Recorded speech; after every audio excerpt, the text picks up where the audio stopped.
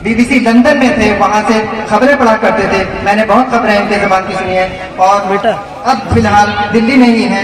BBC world news TV के लिए काम कर रहे हैं, यानी इनका प्रमोशन हो गया है और वहाँ एक प्रोग्राम आता है उस चैनल पर, वर्क लाइफ इंडिया प्रोग्राम, उसके लिए एडिटर का काम करते हैं, यानी जिम्मेदारी इन्हीं की है उस प्रोग्राम को चलाने की। जनाब सोहेल हलीम साहब पिथौर के रहने वाले हैं और BBC का बड़ा नाम है। दोस्तों, तकरीर का मसला ये होता है कि सुनने वाले बोर होते हैं, बोलने वाले को मज़ा आ रहा होता है। तो मैं बहुत कम वक्त लूँगा आपका। लाइब्रेरी की अहमियत और तालीम की अहमियत के बारे में तो बहुत सारे लोगों ने बहुत सारी बातें आपसे कही। एक बात है जो मैं पॉइंट आउट करना चाहता हूँ। अभी बुजुर्गवार तकरीर फरमा रहे थे, उन्होंने कहा कि क्रिएटर की नॉलेज जो है वो दूसरी तालीम से पहले होनी चाहिए। मुझे लगता है कि ये आइदर और की बहस नहीं है, दोनों पैरेलल या मुतवाज़ी होनी चाहिए, दोनों साथ चलनी चाहिए, दोनों की बराबर अहमियत है जितनी दुनिया की है। दूसरा पॉइंट ये है कि आपकी सोसाइटी का नाम बड़ा दिलचस्प है, बहपाक गाइज सोसाइटी। लेकिन गाइज जैसे इंस्पेक्टर साहब ने अभी बताया कि ये अंग्रेजी का वर्ड है, इनफॉर्मल इंग्लिश में मैन के लिए कहा जाता है, मर्दों के लिए। तो मजाज जिन्होंने अलीगढ़ मुस्लिम यूनिवर्सिटी का तराना लिखा था, उन्होंने लिखा था कि तेरे माथे पे ये आंचल बहुत ही खूब है, लेकिन तो इस आंचल का एक परचम बना ली थी तो अच्छा। तो पायलट से मेरा कहना यह है कि सिर्फ गाइस से काम नहीं चलेगा। अगर आप अपनी आबादी का आधा हिस्सा घरों में छोड़ देंगे तो फिर आपकी तरक्की भी आधे रह जाएगी।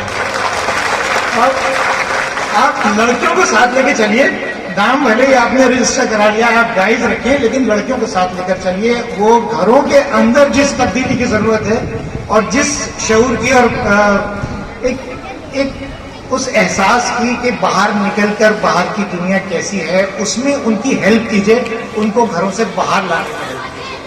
यहाँ तक लाइब्रेरी के संग बुनियाद पर इतनी बड़ी तादाद में लोगों का जमा हो जाना एक गैर मामूली बात है, बहुत बड़ी बात है। लेकिन सवाल यह है कि जब लाइब्रेरी बन जाएगी तब कितने लोग आते हैं।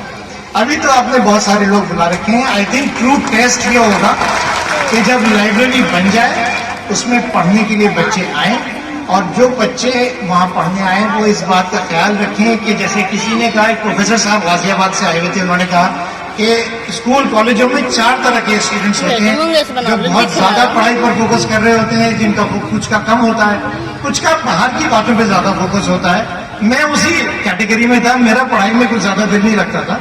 लेकिन आप हिम्मत नहीं हारे, क्योंकि मौका सबको मिलता है। Everybody gets a chance. ये कोई जरूरी नहीं है कि हर इंसान, हर बच्चा जो है पढ़ाई में बहुत तेज होगा, बहुत काबिल होगा और वो फिरोज की तरह IPS बन जाएगा। ये जरूरी नहीं है। हम जैसे लोग भी तरक्की कर लेते हैं, तो देयर इज चांस।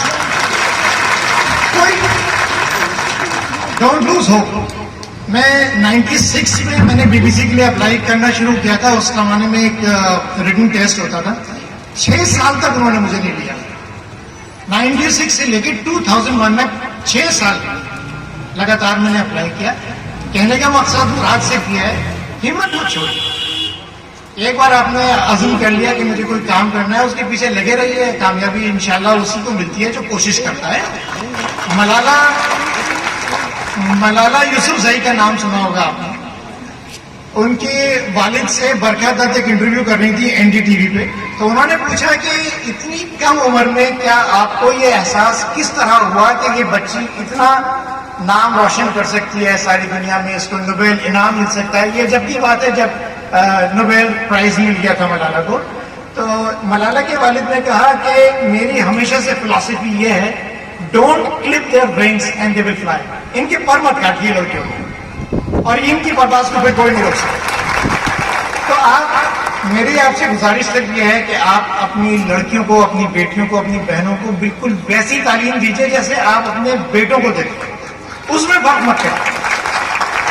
और मैं एक बात, मेरे जो यहाँ बुजुर्ग बैठे हुए हैं, मतलब अब तो मैं भी बुजुर्गों की कैटेगरी में आ गया हूँ, लेकिन जो मुझसे भी पहले वाले हैं उनको याद होगा कि मेरे वालिद बाबू अब्दुल हलीम खां पिठौर से हुआ करते थे। 89 की बात है, मेरे बड़े भाई परवेज MLA का इलेक्शन लड़ रहे थे। मुझे भी थोड़ा शौक हुआ कि मैं भी स्टेज पे खड़ा होकर कुछ बातें करूं। काफी देर बोलने के बाद जब मैं हटा तो मेरे वालिद ने मुझसे कहा कि यार तुम बोले तो बहुत देर, कहा तुमने कुछ नहीं। तो पॉइंट इज दिस कि खास तौर पर बच्चों के लिए कि यार आप सुने ज्यादा, बोले कम, सुने। और जो लोग जैसे यहाँ तालीम के शोबे के माहिर हैं, दर्स तदरीस के माहिर हैं, बड़े बड़े उस्ताद बैठे हुए हैं, इनकी बातें सुने, लेकिन कोई भी फैसला उसके बारे में करने से पहले उसको ये देख लें कि ये रैशनल है कि नहीं, ये बात समझदारी की कही है इन्होंने कि नहीं, क्योंकि बड़े बड़े लोग गलती करते हैं।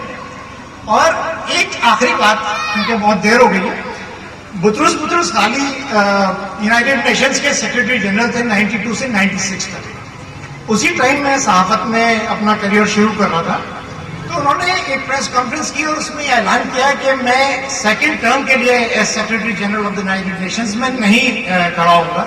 वो अब तक नाम नहीं पेश कर रहे थे। उसके कुछ दिनों के बाद उन्होंने फिर एक प्रेस कॉन्फ्रेंस की और उसमें कहा कि नहीं, मैंने अपना इरादा बदल लिया है, अब मैं ये इलेक्शन लड़ूंगा।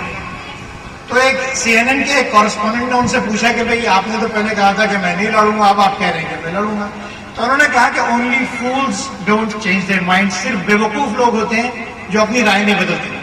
अपनी राय बदलने के लिए अपना जहन खुला रखिए। आपकी 28 साल पहले जब मेरी शादी हुई थी तो मुझे लगता था कि नहीं, औरतों को काम नहीं करना चाहिए।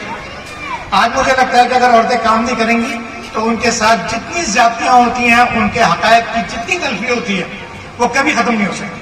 जब तक आप उनको प्रॉपर एजुकेशन नहीं देंगे, जब तक माली एतबार से वो अपने पैरों पर खड़ी नहीं होंगी, उनका कोई मुस्तकबिल नहीं है, जीरो मुस्तकबिल है। आप चाहे कितना भी सपोर्ट कर लें, कितनी बड़ी से बड़ी शादी कर लें, जहेज में कितनी भी बड़ी गाड़ी दे दें, लेकिन उनको वो मर्तबा समाज में नहीं मिल सकता जिसकी वो मुस्तहक है, जो उनका राइट है।